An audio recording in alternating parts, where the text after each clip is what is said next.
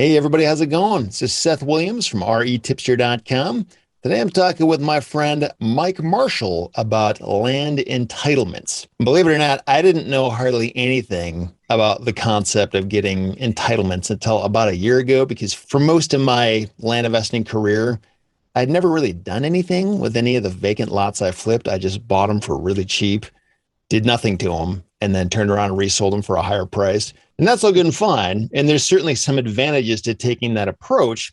But what if you do want to develop your land? Or even if you don't want to develop it yourself, but you want to obtain all the necessary approvals from the local government so that the next guy can start developing it. And this is called the entitlement process. And land entitlement is a legal process where a real estate developer or landowner can obtain approval from the local governing body for their development plans. And when a property receives its entitlements, even if you don't end up developing that property, it brings certainty to the equation. So you know a property can be used for a specific purpose and developed in a certain way. So, the next person doesn't have to buy the property wondering if they'll be able to use it for their intended purpose. If you can get it there for them, it can really make an impact on the value of it and even just the marketability of it. I'm talking with Mike Marshall because he's an expert in this stuff with about 20 years of experience in this whole land entitlement space. He knows all about how to get entitlements that add value to a property without ever having to touch it. Whether it's subdivisions or changing the use permits or zoning changes or a full-scale development, any of that kind of thing, Mike knows how to help investors navigate the regulatory waters on their pathway towards entitlement approval.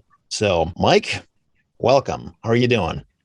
Doing great. Thank you. Thanks for having me. Yeah, absolutely. It's just start from the very beginning. What are some examples of when land entitlements would be required? Like, is this just for building a new building, or when does this kind of thing come into play? Sure. In general, people think of entitlements, you're really kind of associating it with physical development of some kind of the property. Mm-hmm. I would say, though, at the beginning that, every jurisdiction is different. And so not every jurisdiction will require entitlements for the exact same process or the exact same request. So it does vary across the landscape, but there is some general commonalities. Kind of most basic end, if you want to just have an existing lot and you want to build a single family house on it, that will usually require some sort of entitlement. It's usually referred to as a site plan review or something along those lines. At the most basic level, a single family house will require that. Moving up from there, if you wanted to do as like a lot split, like a simple subdivision, that would require an entitlement. And it kind of keeps going up in there in terms of intensity of development, all the way up, to commercial buildings and regional malls and all of those things. So everything that is essentially development oriented is going to require an entitlement of some kind. And so when I say development, that's usually going to be some sort of vertical development coming up out of the ground that's going to trigger an entitlement of some kind. And by the way, Mike wrote literally the best article on the internet about all this stuff. So I'm going to link to it beneath this video if you happen to be watching this on YouTube. In that article, we listed out several different examples. I think one of them was putting in a road, that kind of thing. Is that just for like private roads? Because when I think of a road, I don't think of like a vertical development necessarily, but that still could require entitlements. Yeah, absolutely. Like the road would be associated with the actual entitlement approval as a whole. So I gotcha. if you're doing like a subdivision that required a road off of the main access road, that would be part of the subdivision. That would be part of the entitlement. So yeah, that would be wrapped in together. Okay, gotcha. And what does this entitlement process typically look like? Like, what steps are involved? How long does it take? How bureaucratic is it? And I'm sure this is a extremely broad question. I'm sure it varies a lot depending on where you're doing this and what's required and what you're trying to develop. But any like 50,000 foot view of what the process looks like? Sure. Yeah, absolutely. And you're absolutely right. It does vary across the board, and it does vary based on the type of project that you're working on. But let's just say, a single family house, for example, on an existing lot, that may take somewhere in the realm of 4 months to get through the entitlement process. And in terms of what the process looks like itself, generally what you're looking at doing first is you want to do like a pre-application meeting And sometimes you'll do that before you even own or control the property, but you're going to go into the local jurisdiction, you're going to meet with their staff, you're going to have this pre-application meeting, you're going to give them a general idea as far as what you're proposing. You're going to try to figure out, are there any red flags that's going to kill my deal right from the outset? And you want to know that, obviously, preferably before you actually close on the property. That's really the first key step. And sometimes, you go to that step and it kills the deal, and that's good to know, because then you can just move on to the next one. But if you kind of go through that part of the process and you're getting still green lights from the jurisdiction, then the next thing is the actual application submittal itself. And when you do the application submittal itself, it's really important to understand that you have to do a complete application package going right in on the day one. And the reason for that is there's a lot of states that have laws on the book that basically say you can submit this incomplete application, and the jurisdiction has up to like 30 days to let you know that the actual application is incomplete. And during that time, they're not obligated to process your application. So theoretically, you could lose a month just sitting there waiting for them to determine whether or not your application is complete. So you want to be really, really clear about that. And they do have, submittal checklists that kind of lay it down. This is exactly the roadmap that you need to follow to be able to get a complete application. These are the materials that you need to submit and everything. So they do make it clear, but it is important to get that going. So once you submit that, then the next step is that they're going to actually go and route this out. They're going to send your project out all to the other affected divisions or departments within the city. So maybe it's like the fire department or engineering division or building and safety. All of this is really funneling through the planning division. So all your submittals will go to the planning and zoning division. They're going to route it out during this step to all those other divisions. And there's going to be a time period in which they have to review that project. And what they're going to do is they're going to come back to you maybe in about like 4 weeks, something around that range. They're going to have a set of comments, and it's going to be, here's a list of things that you need to address that are issues with your proposed project. And when you get those comments back, now you're into the next phase where now the ball's in your court as the applicant, and now you have to address all of those comments. So it kind of becomes a punch list, so to speak, and you're going to be able to address all of those comments in a resubmittal package. And that resubmittal package now is going to go back to the planning division again, and hopefully at that point you've addressed all their issues. Now, at this point, it's kind of where you can either progress in the process or you can kind of end up in this endless loop. Because if you don't address their comments, then they're going to come back to you and they're going to say, okay, you need to address these other outstanding comments. And you're going to keep going round and round until you actually address their issues. But assuming that you've addressed their issues, then the next step is that they're going to draft a set of conditions of approval. And those conditions of approval are going to be just that. It's going to say, hey, your project's approved, but there's certain conditions that need to be met. So going back to your previous example about the roadway, they're going to say, yeah, your subdivision, for example, is approved. However, one of the conditions is that you build out this roadway, and here's the dimensions, and here's all the development standards that are associated with building out that roadway.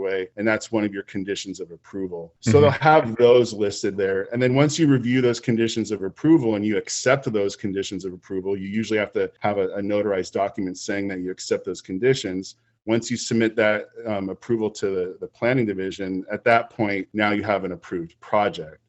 So that's kind of like a standard process for something that doesn't require a higher level review authority by like the planning commission or the city council. Yeah, it's funny we're talking about this right now because I'm literally right in the middle of a project that is going through the exact steps you're talking about, where on the 21st of this month, so a couple weeks from now, we're doing the official site plan review with the township.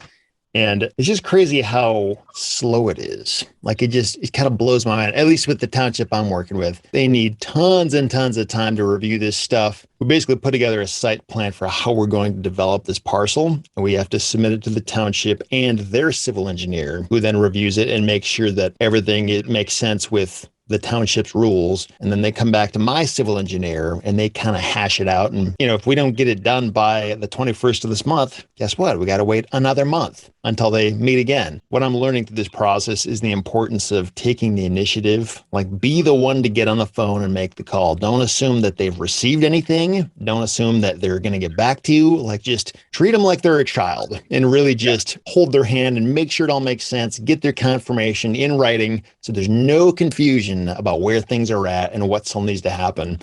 And if you kind of go into with that mentality, I think it helps, as opposed to just like sending an email and assuming that they got it and everything makes sense on their end, because something's probably going to go wrong if you do that.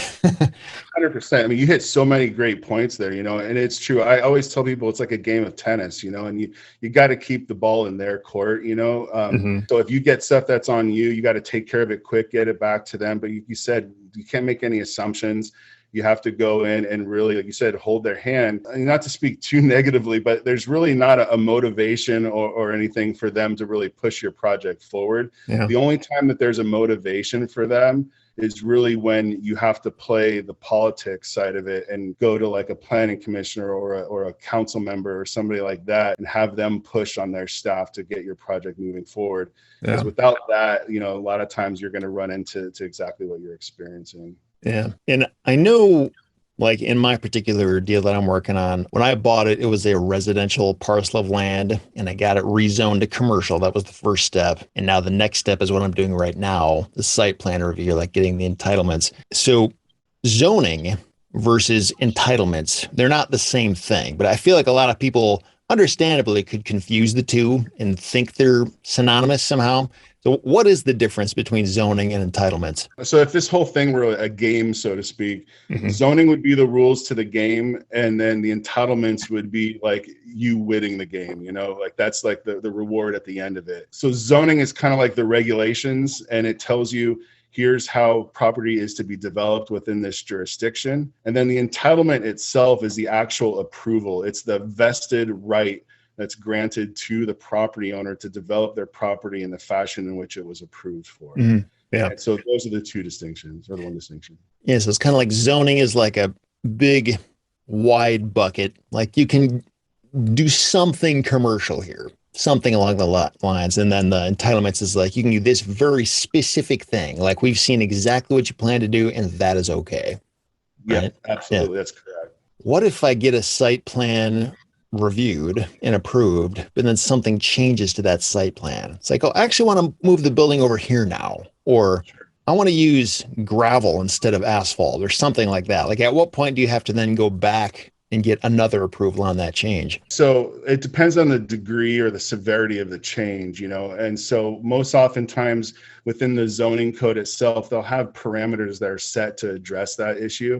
And so sometimes it might be a percentage thing. So it says, if you change up to 10% of the project, and that's very vague, but it'll say 10% of the project, it can be done administratively. So there's no other review process. It's almost like a memo to file type of situation.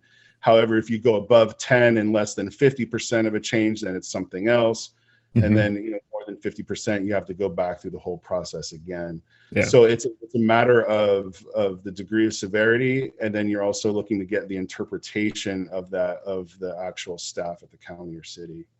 What would happen to a person if, say in my situation, if I got it changed from residential to commercial, and then I just started building something without getting any entitlements? Like, would there be fines involved, or I don't know, like what recourse does the township or city have against somebody who does that kind of thing? So usually that would be considered unpermitted construction, because you can't even get a building permit without the entitlements. So the way that the whole development process works is that you have to get your planning approval first. That's your entitlement. Then you'll usually have to get your approvals from engineering division for your grading or your dry and wet utilities. And then the last thing is you're going to building and safety for your building permit. And that's what most people are usually familiar with.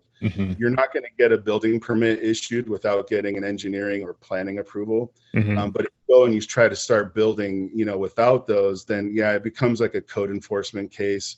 It's unpermitted construction.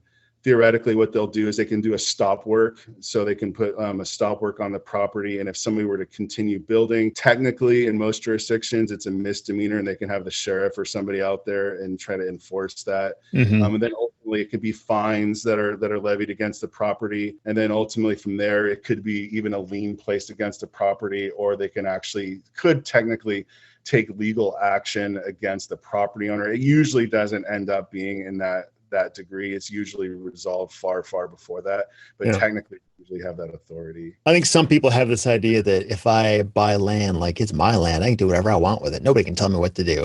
It seems like that's almost never true. Somebody needs to give you the thumbs up before you're actually allowed to do anything significant. My wife and I are watching this show. What's it called? Life Below Zero, where it shows these people in Alaska. One of the things they always talk about why they live up there is because like nobody tells them what to do. And they live truly in the middle of nowhere, like way far away from any civilization. It makes me wonder, like, do they even have zoning up there? Like, can you literally do anything and nobody's going to come and, because like you're so far away, it's like it doesn't even bother anybody. Yeah, there's some areas that don't. I mean, the most notorious, in terms of urbanized areas, the city of Houston is actually Yeah, I've heard notorious for that. zoning regulations. And Mhm. but I think the thing that's important is like everybody understand that just because there's no zoning, it doesn't mean that there's no like restrictions, because it can come from various places, right? I mean, Mm. even if there's no zoning on a property, for example, even Mobile County, Alabama, I was just looking out there and out in the unincorporated area there, they have no zoning out there. But that just means that there's just not a zoning control. So you could have actually restrictions that come from CC&Rs. You can have restrictions in terms of there's notes on the subdivision map itself that can restrict certain things. And then it also depends on like what you're proposing to do. Just because there's no zoning doesn't mean you can have like a helipad right in the middle of this property. You're going to have Bummer. to deal with FAA, bummer, right? You'd have to deal with FAA. So it depends on kind of sometimes your use too. That might trigger regulations and stuff. Mhm. So just because there's no zoning doesn't mean there's no like constraints or controls and you can do absolutely anything. Mhm. So, but again, the more rural you are, obviously the more apt there is an opportunity for that. Yeah. Do you know what a typical cost is to get entitlements? Like if you just buy a property and you want to get entitlements to build, I don't know, a house or whatever, fill in the blank. Like what Sure. kind of costs should a person be thinking about before they even start going down this road? Sure. So like in terms of the types of costs, there's going to be entitlement fees that are paid to the city or the county. So that's one type of cost. Mhm. And again, those do vary across across jurisdictions. What they're supposed to do is they're supposed to charge a fee that is commensurate with their cost recovery. So it's not supposed to be a profit center. It's supposed to be associated to the time that staff spends on that Mhm. typical project. In that sense, it does vary because obviously, salaries in California are going to be different than salaries in Mississippi, for example. And so Mhm. as a result, those fees do vary, so that's one type of fee.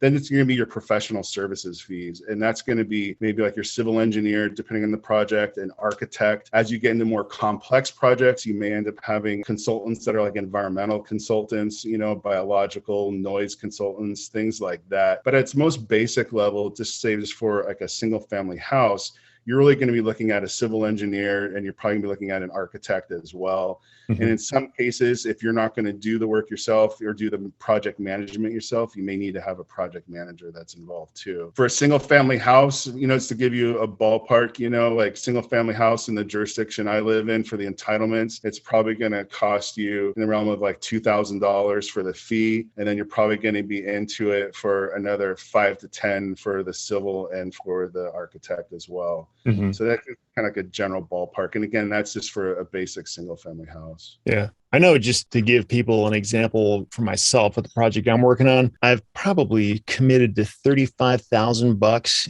just in various due diligence and site plan and fees to the county, that kind of stuff. But not all of that was required necessarily. Some of it was just stuff that I chose to do. Like, for example, the phase one environmental. I mean, that's wise to do, but I don't think the township would say you have to get a phase one. It's just I chose to do that. But like for my civil engineer, for the work that they've done just on the site plan and engineering, I've paid them $12,000 for that.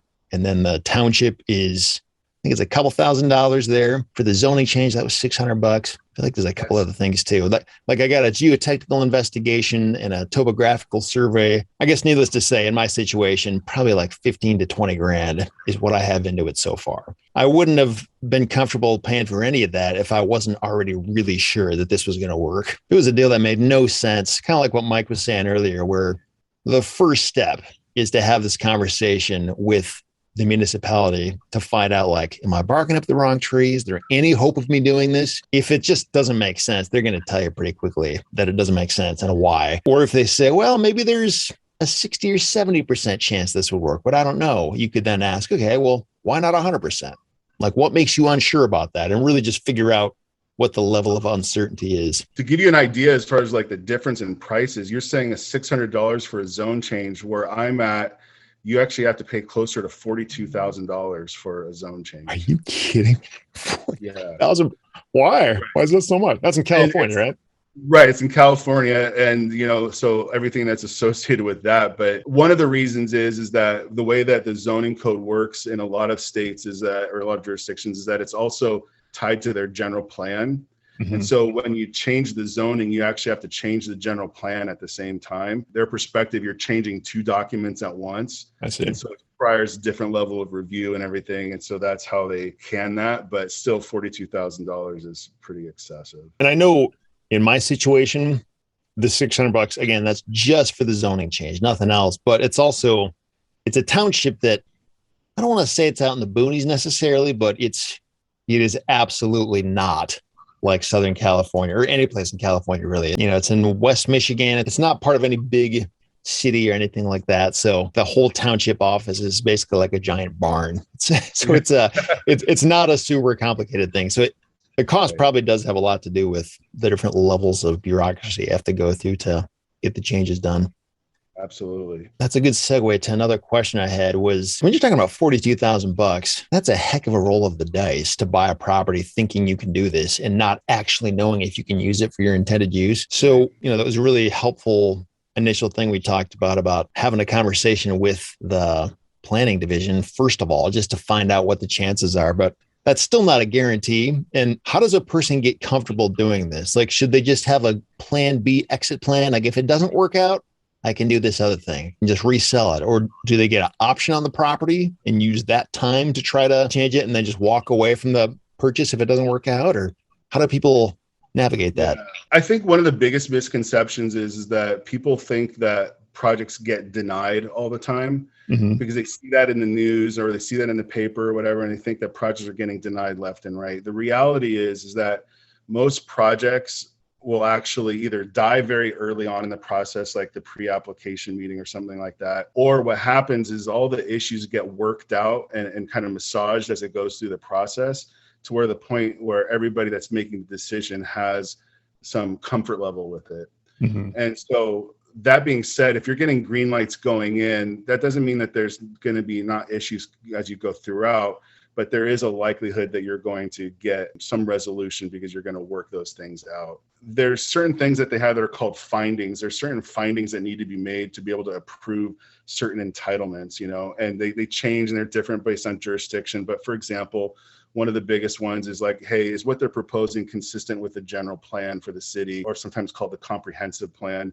Is it something that is consistent with the city's vision for what they want to see? Mm-hmm. And if you can make that finding, then you're in a good place, and so if you can make the series of findings that are required, that's a really good way to kind of get you some certainty too. The other thing I'd say is that you're right, there ultimately is no absolute 100% that it's going to get approved. What you'll often see is that you'll probably see the project gets delayed in terms of its processing time frame as you're trying to work out those issues. The goal of the whole thing on the front end is to be able to identify the project killers, the big red flag stuff that's going to really kill the project. If you can identify and get over those, and you're towards the end of the process, and you're talking about the amount of landscaping required, or you're talking about the architecture, for example, those are all things that can be worked out. They're all very important, but they certainly can be worked out. Mm-hmm. So it's about doing your due diligence. It's about being very clear about what you're wanting to do, communicating well with the city staff, getting staff the things that they're asking for as quickly as you can get it, because that's going to help push your project along too. Yeah. Do you see people getting options on properties to buy them time to do this? Like, is that a common strategy, or do people just buy them with hope that it'll work out? Right. Yeah. I see more often the case. I do see the option strategy sometimes, but more often than not, the one thing that is a little bit unique when you're dealing with development is that it's very common to put in an entitlement contingency. And so if you think it's going to take you 6 months, a year, 18 months, whatever it is to get your project entitled, you'll usually include some sort of entitlement contingency that says that you can get out of the contract in the event that the actual entitlements are not approved. Some owners don't like that because they feel that their property is tied up during that time. But, a lot of instances, you're talking about property that's been sitting for a long time. And so they're willing to kind of roll the dice with you and put that contingency in. Sometimes what you'll see too is a kind of a hybrid approach where they'll have benchmarks that are associated to that as well, where they'll say, and yeah, we'll do this contingency, but within 100 days, we're going to ask that a portion of your earnest money goes hard. And then sure. another 100 days, we'll ask another portion of it. So it kind of phases in over time. Do some sellers want a higher price in return for waiting like a year to get this kind of thing done? Yeah, I mean, that's part of the negotiation too. I was Mm-hmm. just dealing with one recently that was exactly what it was. It was just a conversation over $50,000 on a property that's over, 1.4 million. And it's like, it's a situation where we're just negotiating that number. Mm-hmm. They want more money. We want more time on the due diligence side without the money going hard. And so you're getting down to that final nuance of getting that contract done, but yeah, Sure. you'll see that oftentimes too, because from their perspective, they're taking a risk. And so they feel that they should be compensated for it. And it's hard to disagree with that. On the other side, though, like if you can't get the entitlements, it's literally not worth as much as they want. So it's like, I don't know. Yeah. And the other thing too that I've told people in the past is that if you feel as though there's enough value in it, if you feel that, that there's the possibility of getting this project entitled and you want to charge that premium, then you should go get it entitled yourself. Yeah. You go take that on yourself. It's like an apartment owner that wants to charge you a price based off of pro forma numbers. Yeah, exactly. I'm not going to pay that price. If you want that price, then go, add value and do all the changes that you need to do. Then we'll talk. I'm not buying a stabilized asset. I'm buying some opportunity to add value. Yeah. So that's my take on it a lot of times. Yeah. Yeah. I know in my case, I normally would never do this kind of thing, but I had bought my property as a residential one, just going out on a limb, assuming it would work out. But the reason I was okay with that is because I had a solid plan B. If it didn't work out, I could sell it for probably more, even as a residential property. So it's like either way, I could kind of come out ahead because the price was right. But yeah, once that price starts getting up there, that complicates things a little bit in terms of, what the buyer can accept. Sure. The one thing I say too is that, I'm always talking about adding value, and most land investors are out there, like you're mentioning early on, are buying at that really good discount. And I'm not advocating my approach versus that. I'm saying do both. Yeah. Go out there and buy at the greatest value that you can buy, and then just know that you have the opportunity to create better margins by doing this or something else for that. I know a lot of the land flippers who just buy lots, do nothing to them, and then resell them for more. Like, what should they be looking at in terms of spotting opportunities for like, hey, maybe I could get entitlements here. If there's an obvious highest and best use for it, but it's not entitled yet, they could do that. Or I don't know, like what should they look for in terms of, is it worth all the hassle to do entitlements for this? Yeah, I think, if you're looking at it from a rezoning perspective, if you're looking at a residential property that's adjacent to a bunch of commercially zoned property, then that's a really good tell that, hey, this is an opportunity to rezone this one to commercial. What you're never going to see, though, is you're never going to see a jurisdiction approve what they call spot zoning. So if you're, in a whole line of properties that are all, zoned residential, and you want yours to be this commercial island, they're not going to approve it. So it has to be consistent with the surrounding land uses. So in terms of rezoning, that's one thing I'd look for. Like subdivisions, a big thing is just looking for large acreage, right? So, I mean, the larger acreage you have, the better. Especially if you're looking at large acreage in close to urbanized settings, because in general, you're going to have smaller lot size requirements as you go into the urban core. When that happens and you come across larger acreage closer to the urban core, there's a greater propensity for there to be a subdivision opportunity. Yeah, it almost kind of reminds me of somebody who says, I'm going to put ceramic tile in this kitchen of my house before I sell it because that's going to make it better. But maybe the buyer doesn't want ceramic tile. Maybe they want something else. Or maybe they don't want granite countertops or green paint, even though you think it's great. So it almost seems a little presumptuous to like go through the steps of getting it entitled when you don't actually know if that's the end use, unless it's like super obvious. Like there is one use that makes sense for this and it's not currently there. So let's get it there. The one thing that I advocate is to really kind of work the process in reverse and try to identify a buyer before you even go into this. Sure. So if you go and you just using the home building idea, you're going to have a variety of, local home builders. And I'm not talking about the big, DR Hortons and Parties and these big guys. I'm talking about more regional builders. And so if you're looking at a property and you're kind of doing your due diligence and you think that there's an opportunity to do a value play in that, I would just contact the local builders and just say, hey, look, I have a potential opportunity. This is what I'm looking at. What would you actually buy this property for? And the way that they work at it is they kind of do what's called like a residual land value type of analysis. And they're looking at it going, well, we know that the property and it's built out as a single family house, it's going to sell for $500,000. We know that our costs of construction are maybe like 62%. We know that we're looking at a fixed profit margin for our business of 10 to 12%. So they go down and they work that out and they can figure out what their max is that they can actually pay for that property. So they'll know that going in. And if they can kind of give you that idea, then that tells you a couple things. One is their demand. And then two, what the price point is, because that'll help you in terms of what you try to get it at. When I was talking with Josiah in episode 105 of the podcast, he did something very similar to that. It wasn't for the purpose of getting entitlements, but he did find a builder and just get a really specific idea of like, what would you pay for this? And kind of use that to back into his offer price. So It's a good strategy, especially if there is a obvious big builder nearby that would be able to use that kind of property. If I have a property and I think it makes sense to get the entitlements, but I don't want to do any of the work, I just want to find somebody and pay them to jump in and do it for me. Is there such a thing? Like, are there companies that do this? Or I know, for example, my civil engineer, like they do a lot of stuff. It's not just civil engineering. Like they'll go to the township for you, change zoning for you, and they'll do surveys for you and environmental stuff and geotechnical and all this stuff. So do you find a big engineering firm like that offers an array of services like this, or is there another kind of specialist that can do this kind of work for you?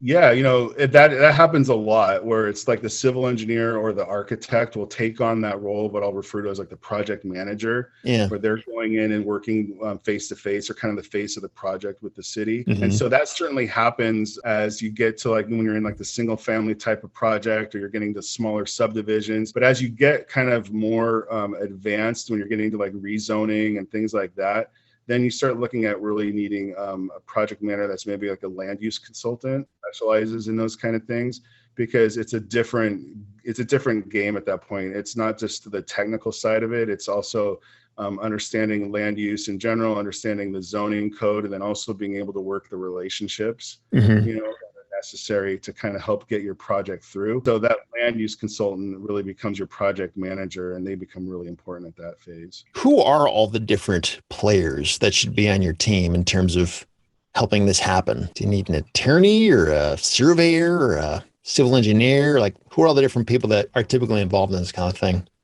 Yeah, I would certainly hold off on the attorney for as long as you can, because it's the cost associated. But then also, if they're not needed, sometimes they kind of muddy the waters a little bit, truthfully. But what I would say is that as you get into the really complex one, it's certainly wise to have one on retainer.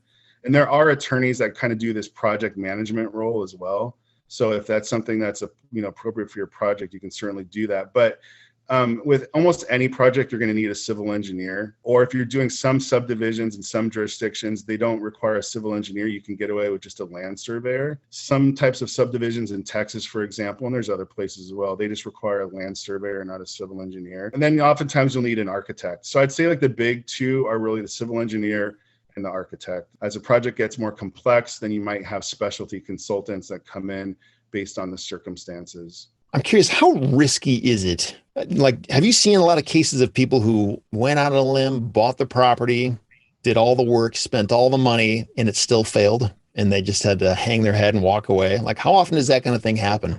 I don't see it happen where they are turned away, like they submit for like the actual entitlement application and they find out in the middle somewhere that it's just not going to work, and they turn around and walk away from it.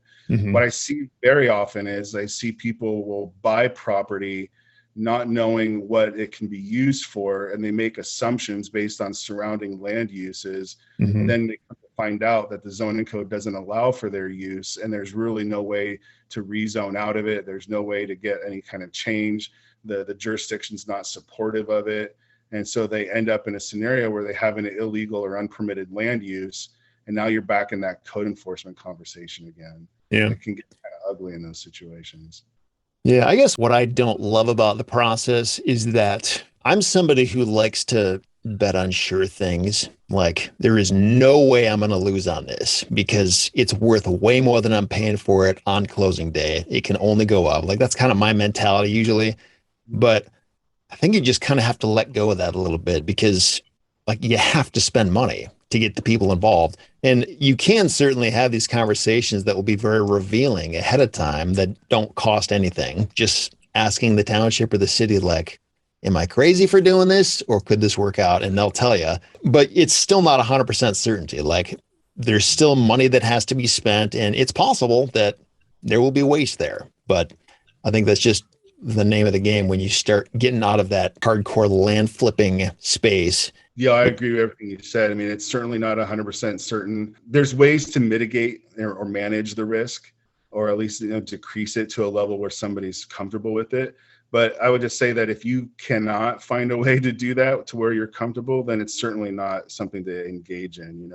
And my big point is that it's not for everybody. There's not any part of real estate that is for everybody, and everybody has their own unique attributes and skills. And some people are great at flipping property, and are rehabbers and everything. And that's awesome, and some people have a different mindset that's maybe more oriented to like legal stuff. And so that would be somebody that would be really, into this kind of. So you're right. You can't eliminate the risk. And if it's something that you're not comfortable with, you surely shouldn't engage in it. I know there's this whole concept of, when you get land entitlements, it does add certainty to what a person can do with that property. Is there a way to quantifiably predict how much value that certainty will add to a property? Or is it kind of wishy-washy, like it just depends on who the buyer is? And it is, if you're going to go from the perspective of not identifying at least a type of buyer, then you're going to kind of have a little bit of a problem. So that's why it's important to kind of work a little bit backwards in it. So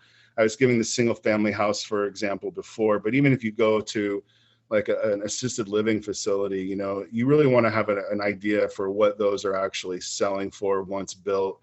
You want to have an idea for what that's going to be. So that way you're going to back into it. So it's a lot of kind of reverse engineering. So that way you can have an idea as far as what it's going to be. And then at that point, it's again, what kind of deal you can get on the acquisition side too. Do you have any concrete examples of when a property's value increased from X to X because the entitlements were there? Or is it never quite that cut and dry?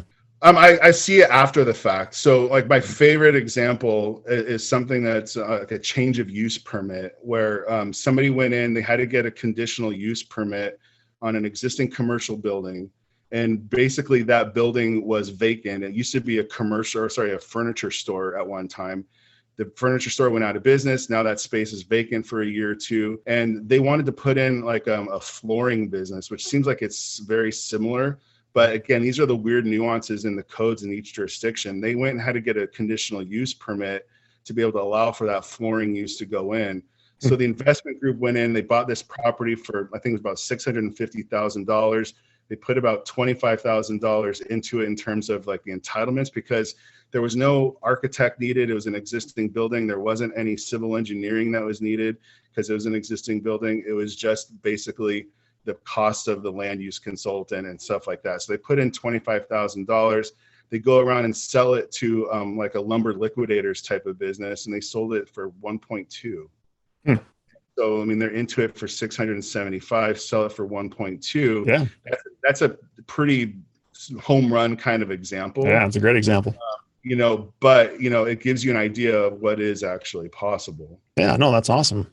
Other than the obvious benefits for the landowner or the future buyer who's going to buy this thing, are there any other ancillary benefits for the community or the neighbors or the township or city or anything like that? Sure. For the city, there's definitely benefits in terms of added revenue for taxes. So if the property increases in value, there's going to be an increased tax revenue that comes from that. If you get commercial uses in there, there's going to be increased sales tax revenue that'll come from there as well. Then obviously, if you're going to be improving one building, your neighbors, hopefully are going to feel as though they're supportive of it because it has the opportunity to improve the value of their properties as well. Mm-hmm. That's a two-sided coin too, because if it's a use that is obnoxious for some reason, or impactful, then it could have the alternate result in terms of being like a negative impact. But that's what the whole planning process is about, identifying and mitigating potentially negative impacts. So theoretically, by developing a property, you're improving the value of the other properties as well that are surrounding. And I think the last thing I'd say is just more from like an intrinsic point of view is that by doing this, you feel as though you're kind of having a hand in creating positive change within your community. You have the ability to do something that's positive. The most clear-cut example, when I'm here in California, we're going through a massive housing shortage, and the state is struggling to find ways to create legislation to streamline this development process. And so the things that I'm talking about has the opportunity of putting more housing on the ground. And obviously there's just like an intrinsic reward that's associated to that too, the benefit of housing people as well. And so that's something that I try to push too. Yeah, I can't say it's, I'm not even close to the finish line on my project, but it is fun to just think about, like, I'm not just flipping something, like I'm actually changing it. It's similar to a house flipper who buys a dump, and when they're done with it, it's beautiful. Like, being able to actually see that change is fun. I mean, that's why they make TV shows about this stuff, because it's cool to see the transformation and cool to see something go from something that's not that cool to really amazing at the end. So it's fun to just be part of that. Yeah, absolutely. It just kind of allows you to be creative and find nuances that are within the rules themselves, and finding ways to do things that are creative and have a positive impact. And so that's definitely a benefit too. I know I mentioned earlier on, you've been doing this for about 20 years. What exactly has your role been? Like, how do you know all this stuff?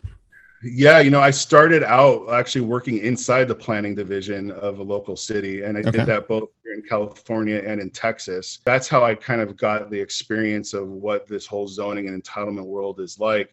And then just gradually I'd have people that I worked with internally, they'd say, hey, I'm working on a project in another city, is it something that you can help out with, And so I just started helping out on the side, and it just started kind of growing from there. I started doing that kind of half and half for a long time, to the point where I could do it full time. And that was the whole goal, obviously. During that whole process, I started flipping land myself. And then to the day where I'm at right now, is I do a lot of kind of consulting work, helping land investors finding these opportunities and actually bringing them through to fruition. And so kind of been my evolution.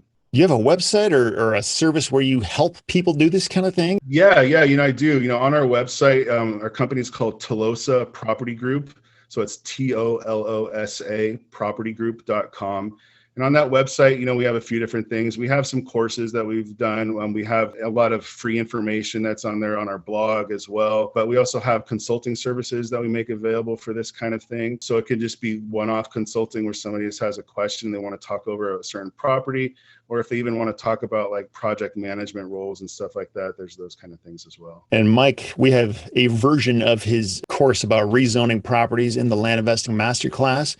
And it was actually very helpful to me when I was going through the rezoning process. I followed a lot of what he said in there, and the experience matched up very much to what he said it would be like. And at least for me, there's something very intimidating when you've just never done this before. You don't know what you're doing, and you have to fill out all these weird, confusing forms and have all these conversations that you're just kind of fumbling around. You don't know what you're doing. And then you have to sit in front of this zoning and planning committee, and they just grill you. And without having some kind of guidance on that, or just having somebody set my expectations, it would have seemed a lot more insurmountable. But kind of going into it and just knowing what to expect goes a long way. Your website is TolosaPropertyGroup.com.